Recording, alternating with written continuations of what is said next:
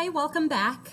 Thanks again for letting me finish my story about my junior year of living in Jamaica today. And I wanted to start with just reminding you a quote that I had talked about on Monday from a song I like, "Strange is just a different point of view." And that was one of the blessings that I was able to learn in my year of not fitting in, but also finding who I was. So part of our experience was that my dad was doing leadership development with the 13 different Mennonite churches on the island of Jamaica. There were 13 when we were there. There may be more or less now. This was the local church, the one that was closest to us, which was still about a 45-minute drive from where we lived, Joyland.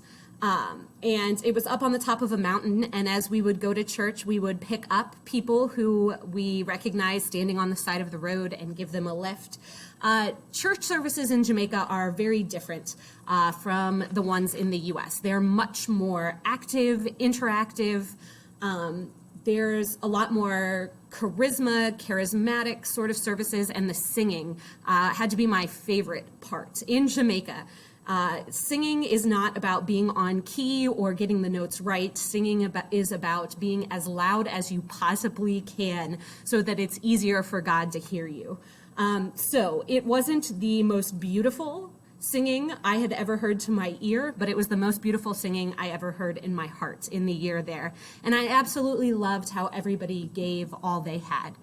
So an example of a common song, if you know the song Sia Humba, or We Are Marching in the Light of God, in Jamaica, you know, you're marching in the light of God, but then you're also skipping in the light of God, and jumping in the light of God, and running in the light of God, and hugging in the light of God. And you would go around and do all these different things. As you can see, Church on Sunday is an event in Jamaica. Everybody dresses up in the best clothing that you possibly have. One thing I had to get used to as far as dress goes, I was a tomboy growing up, but in Jamaica, most women wear skirts pretty much everywhere. It was very uncommon for females to wear shorts or pants. So I learned how to wear skirts and dresses in the year I lived there. But yeah, had an amazing time learning to worship God in a completely and different way, which to me, when I got there, was strange, but became a very loving practice once I had left. Another interesting story is we would travel to each of the different churches on the island every week. We'd generally go to a different one. So my dad could do work with them. And once we were at a church listening to the sermon, and the preacher was way over an hour into it, probably closer to 2, and someone in the pew behind us reached and tapped on our shoulders and said, "He will keep speaking until you get up and walk out." And we were like, wait, no, that's rude. You don't get up and walk out when a pastor's preaching a sermon. And they were like, "The reason he's going so long is because you all are here, and he will keep going until you get up and leave." So we had to do that. It was quite different. This is a picture of the Mennonite Annual Conference that we got to attend in the capital of Kingston while we were there. There's also Mennonite schools. This one's in the capital of Kingston. There weren't any in our area, but this was a Mennonite elementary school that we visited when we were there for the Mennonite Conference. Getting to know people. Again, relationships in Jamaica are the most important. The little girl on the left here, Deja, I had to include this picture because I saw it when I was going through them. The very first time I met her, she sat on my lap and completely peed all over me. She was a very strong woman with great leadership skills, so I absolutely love her, but you could see she terrifies others around her as well. These are members from the community that became my friends the year we're living there. You can see there's flour on the girls because it was it was a birthday, and in your birthday, they oftentimes will throw flour on you and cover you with flour. We also were a part of a kids club in our local community that met once a week with the hearing community in the area. We do crafts and snacks, so these are friends from that group. This is a classroom in the local elementary school, in the area, a hearing school. And near the end of the year, I went down to see one of my friends from the community graduate. And one of the most unique things, here's another story where I just knew I was in a new and different place. When they walked in, the song the elementary school students walked in to graduate was Michael Bolton's When a Man Loves a Woman. Students, you probably aren't very aware of the song, but faculty members, it was a really shocking pick to have at an elementary school graduation. But you can also see at any major event, people in Jamaica dress up and they go all out when doing so. So again, here's pictures of me with the group. Also, here's a local high school. If you've read Harry Potter, you know that in Britain, they used to divide upper schools into different houses. That's very common in Jamaica. You were placed in a certain house and the houses would compete against one another. So this was like a field day. They each had their own cheerleaders, they each had their own runners, and they competed in a lot of different competitions. You can see that running, it's very common in Jamaica to go barefoot anywhere and to run barefoot. There's some amazing sprinters in Jamaica, as evidenced by Usain Bolt, but incredibly, incredibly fast. One other story I want to talk about. I told you guys how when I came to EMS, I tried just really hard to fit in. I think that's really common in high school and probably something a lot of you are doing now. But I also had incredible acne when I was in high school and had pimples galore. And so when I lived in the US, I would spend an hour every morning, putting on foundation, covering my blemishes, covering what I thought were my faults and my flaws, dressing in a way to try to draw attention from my acne to myself and just trying to fit in. But this year in Jamaica was really good for me because I learned that's not me. My face, what I perceived as my flaws, I am what I am inside and I am how I treat others. And so having this experience was great for me. It also was one that made me kind of buck up a little bit. In Jamaica, Jamaicans are brutally honest with you. In the US, you might not say something because you think, oh, it might hurt someone's feelings if I say, oh, you don't look so good today, or I don't like what you're wearing. That's not a thing in Jamaica. In Jamaica, they're going to be completely truthful and honest with you. So commonly I would hear, ooh, I can help you fix your face if you want. And one of the ways in which they tried, probably the most painful, was a woman who put aloe all over my face, which when it dried made my face crack incredibly and my face felt hard as stone for the next couple of days. But basically, when I lived in Jamaica, I learned all those things I had been doing to fit in here in the US made me stick out in Jamaica. And they were things people didn't care about. And so I started to learn to love myself for myself. And the way I treated others was way more important than the way I looked or what I did. To give you some more stuff, soccer, or what they would call in Jamaica football, very common sport, well loved there. Cricket also, that's probably the #1 sport in Jamaica. This is a local cricket match at a park in our community. These are all the people coming out to watch the cricket match.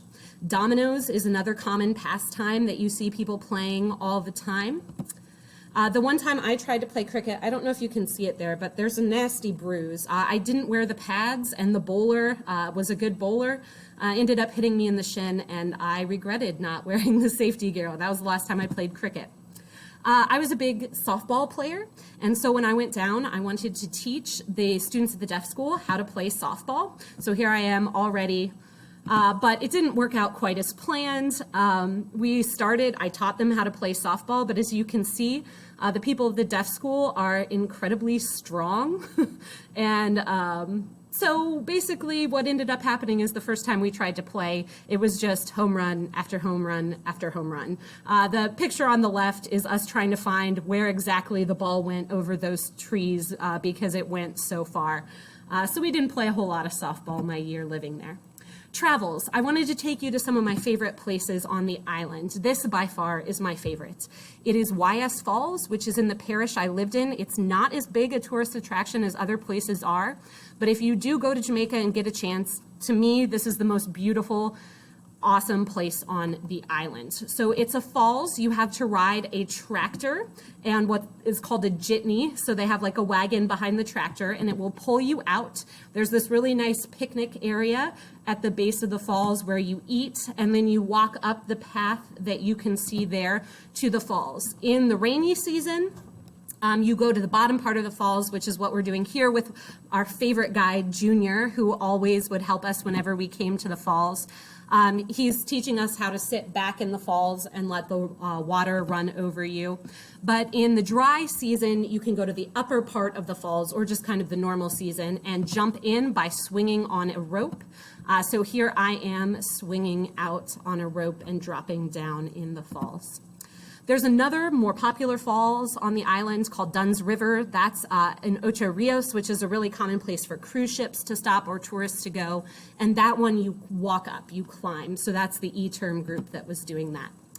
My favorite restaurant place to eat was down right by the beach that we would go to nearest our house. This is Jake's down by Treasure Beach. You would sit outside, and if you can see behind us, you're basically sitting right on the ocean. There's a pool there too, but it was absolutely gorgeous. Lots of, again, amazing seafood and other food. This is our visit to the Bob Marley Museum in Kingston. Learned to absolutely love reggae while I lived there. It's a beautiful music. And then I have a story about the Blue Mountains. So the Blue Mountains are the highest in Jamaica, and if you climb to the top of the highest peak, you can actually see Cuba, which is about, I think, 60 miles away. The year we were living there, we decided to go to the Blue Mountains with all the missionaries on the island, and that we were going to get up at 3 a.m. in the morning and climb to the peak and watch the sunrise and look out to Cuba. So it's a very, very long hike. It takes hours. And waking up at 3 in the morning when it's cold and not that great, not everybody's in the best mood. So we were walking and walking.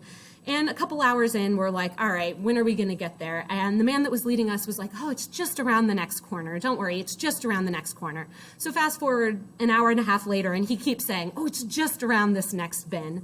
And I remember being super grumpy. This is a picture of us when we finally got to the top. You can kind of see we're exhausted, completely worn out, tired with everything. And when we got to the top, this was the weather. So incredibly rainy, misty. We did not see Cuba. We did not see the sunrise. The whole exhausting trip basically got us to the top in a whole bunch of mist.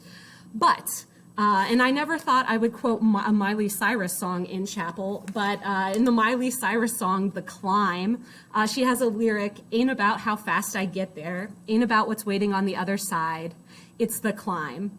And so this was a perfect representation of this for me. Anytime in my life that I'm having to do something that's difficult, or I'm tired of doing it and I just want it to be over, I tell myself, think about the Blue Mountains. And even though we didn't get the view we were looking for at the end, just having done that and being able to go through that experience really helped me gain kind of resilience, which sounds weird because it was just a hike, but it was a lot of fun. And then on the way back down, it cleared up a little bit, and so we could see. The Blue Mountains also is known for the coffee that they grow. You can see the terracing on the sides of the river there. They also have a number of doctor birds in the area. That's the national bird of Jamaica. It's this hummingbird with the long tail. So we got to see those as well. This is on the northeast coast, I want to say. This is Blue Lagoon, where they filmed the movie, but obviously gorgeous, completely clear water. This is a lighthouse up on the north coast. A cruise ship, which were common to the island, not near where we lived, but I think we were up in Ocho Rios when this picture was taken. Also got to go to Jake's Cafe with the cliff diving in Negril. So you can see us there. We're getting ready to watch people dive off that cliff into the water. They also go all the way up into the trees and dive from there as well. And there's a sunset from Rick's Cafe in Negril. We also got to visit the Appleton Rum Factory, which was in the parish I lived in, St. Elizabeth. But basically, at the end of my story, this time, living in a new and different, what was strange to me, culture and place really, really helped me grow as a person. It made me way more confident, as you can see here. It taught me to love myself. And you know the number one commandment in the Bible is to love the Lord your God and then to love your neighbors as yourself. And so it was really important for me to have this time in my growth and experience where I learned to love me so I could take that love then and share it with others. I think this experience made me a better teacher. It made me a better human. It gave me a lot of the gifts that I have today. Also, in a quick aside, did not help me as far as loudness goes, as you are all, I'm sure, very familiar with. I am a very, very loud individual. And it didn't help that in Jamaica, when you talk, the more and more you get into something, the louder and louder you get. And so my already loud self became even louder in the year that I lived there.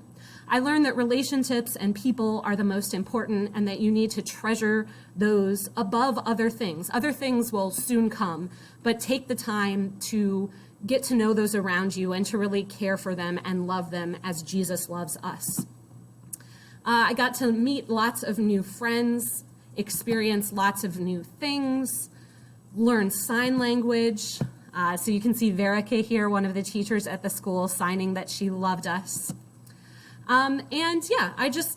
I became a more confident, well-rounded person. And when I came back, I used that. I began a Bible study that I helped lead with friends. I joined my youth group's church leadership team. And then I sought out those leadership experiences again in college and thought, it's okay if I'm a little different or a little strange. That's actually good. Thank you so much for taking the time to hear about my year living in Jamaica, and I hope that my stories can help you to understand that you're beautiful the way you are and develop those gifts that are within you, and don't worry if they're strange or different to others. God made each and every one of us the way we are, and we need to experience each other and life as it is. So blessings to you all, and thank you again for taking the time to listen.